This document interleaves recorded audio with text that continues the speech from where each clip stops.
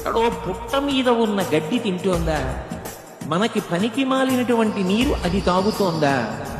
సాయంకాలం అయ్యేటప్పటికి పసిపిల్లల దగ్గర నుంచి సన్యాసుల వరకు, అనారోగ్యంతో ఉన్న వాళ్ళ వరకు తాగడానికి యోగ్యమైన పాలిస్తోందా? ఇంత గొప్ప పాలని ఈ ఆవు ఎలా తయారు చేస్తోంది? అసలు ఇంత గొప్ప పాలని తయారు చేయగలిగిన నిర్మాణాన్ని, ఆ వ్యవస్థని ఈ ఆవు శరీరంలో పెట్టినవాడెవరు? నేను ఒక్కరోజు ఎక్కడైనా మలినమైన నీరు తాగితే రెండో రోజు కడుపు గొడగొడలాడుతుందే.